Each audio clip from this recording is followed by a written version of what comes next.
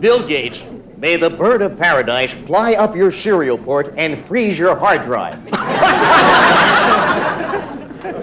But by the way, Bill Gates is a very rich young man. How rich is he? I'm glad you asked. He is so rich, he could buy NBC, fire Jay Leno, and put me back on.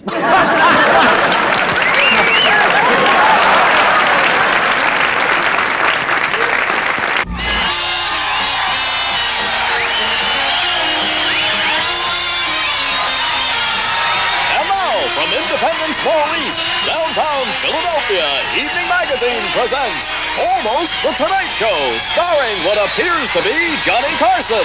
And now, here's Johnny.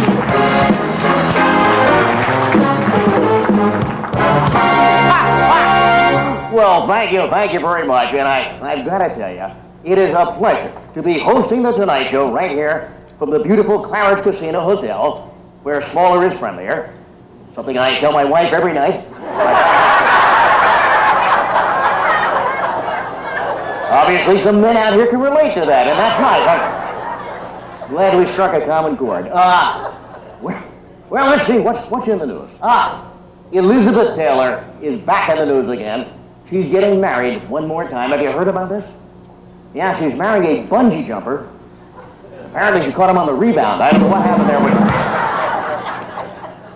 What else? Oh, I read an article the other day, and according to this article, there is a physicist in New York City who's got an idea for a high-speed subway which would go from New York to Los Angeles and travel at 6,000 miles an hour. Yeah, supposed to be a 55-minute trip. Now, of course, it's just an idea, but could you imagine if they actually went ahead with this? First trip, halfway across the country, the engineer comes on, he says, I have some good news and some bad news. The good news is we're going to be arriving in Los Angeles 5 minutes ahead of schedule. The bad news is we can't stop. That's really fast. Hey, another big discovery that scientists have made for farmers, in case we have any farmers with us tonight, you might know about this. They have found out that if you pipe in classical music into a barn, the cows will give better and richer milk. Did you know that? Well, true. One of our farmers in Burbank, a guy named Fertilizer, that's his name. Ferg tried a similar thing. He piped in Boy George music into his barn, and the cows gave half and half. That's what they did. Well, we have another big surprise for you folks. The great Karnak is with us tonight, and now, of course, Ed McMahon could not be here, but I understand that we have a volunteer from our audience who's kindly consented to take Ed's place. If we could have that volunteer come forward now. Here we go. Give this gentleman a big hand as he takes your place. There you go. Very comfy. Just come in from the beach. What happened here, huh? That's good. How you doing? What is your name, sir? John. John, where are you from, John? Pennsylvania. Pennsylvania. Can you be a little more vague? Wilkesboro. Wilkesboro. There you go. What do you do in Wilkesboro? Do you have any idea? Correctional officer. A what? Correctional officer. I knew you looked familiar. Okay, I better stop right here while I'm safe. Hold on to these envelopes. Now, Karnak, as you know, is going to guess the answers to questions in hermetically sealed envelopes, the contents of which are known only to Price Waterhouse and two of their secretaries who are very, very friendly. Very friendly. Have the first envelope, Ed. All righty. There we go. Just repeat the answer after me, right, Ed? John. John, well, yeah. You don't catch on real quick, do you, Ed?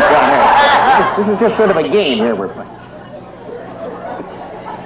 Nice that they finally let you out of Wilkesboro, though. I like that. Yeah, first time out. Okay, here we go. You ready?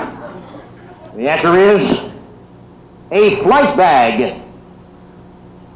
A flight bag. A flight bag. What do you call a 90-year-old stewardess?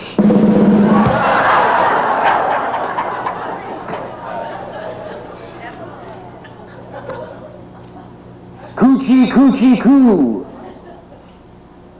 Coochie coochie coo. Coochie coo.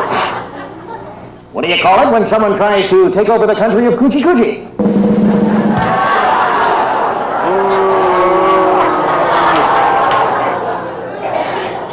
May your only sister become engaged to the Hells Angels. You're really getting into this crap, you know? Yeah, we're doing all right. Global warming and Sally Struthers. Global warming and Sally Struthers. And Sally Struthers. Global warming and Sally Struthers. Right.